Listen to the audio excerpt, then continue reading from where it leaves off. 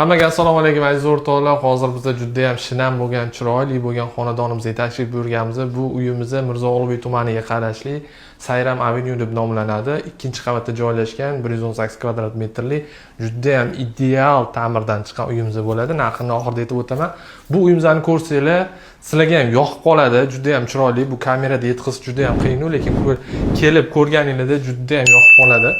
Bu yo'ldan kirish eshigimizga ko'rsanglar bo'ladi. Glam eshigimiz bo'ladi. Asosiy eshigimiz bu yoqda bo'lsa, kirganimizda chap qo'lda bizani stroyniy shkoflarimiz bor va kirganimizda chap qo'lda bizani kuxnyamiz kutib oladi. Ko'rsanglar bo'ladi, juda ham chiroyli qilingan kuxnyamiz, ya'ni oshxonamiz, hamma texnikalari komplekt jihozlangan. Bu yoqda mana idishda yuvadigan texnikalargacha qo'yib qo'yilgan. Ko'rsanglar bo'ladi, tashqariga qaragan oynalari, balkonlari, bu yoqda bo'lsa 4 kishilik stol stullari, konditsioner, hamma narsalargacha ideal tayyor qilib qo'yishganingiz o'rtoqlar. Xo'p, keyingi xonamizda bo'lsa, bizning yosh bolalar yotoqxonasi, ko'rsanglar bo'ladi, 1 kishilik yotoqxona, yumshoq kravatlari, bu yoqda bo'lsa shkoflari, 2 kishilik dars qiladigan stol stullarni ham qilib qo'yishgan. Mazza qilib yosh bolalarimiz darslarini qilib o'rishadi aziz o'rtoqlar.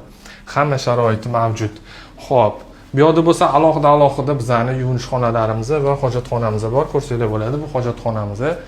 Bunisi bo'lsa yuvinish xonamiz. Yuvinish xonamizda vanna va unitaz alohida yana bor. Kiradigan mashinalargacha tayyor qilib qo'yishgan. Uyimiz neoklassik uslubida ta'mirdan chiqqan, ko'rib turibsizlar. Kelganingizda o'zingizga ham juda ham yoqadi. Men aniq aytaman, juda ham chiroyli chiqqan uyimiz. Ko'rsanglar bo'ladi, bu yoqda turetskiy yaxshi yumshoq bilan qo'yishgan mehmonxonamiz bo'ladi. Konditsionerlar, ajoyib bo'lgan lyustralar, bu yoqda bo'lsa kattagina LG televizorlarning originallarini joylashtirib qo'yishgan. Bu yoqda bo'lsa, mana ko'rsanglar bo'ladi, yana bitta yosh bolalar yotoqxonamiz bor, 1 kishilik yotoqxona.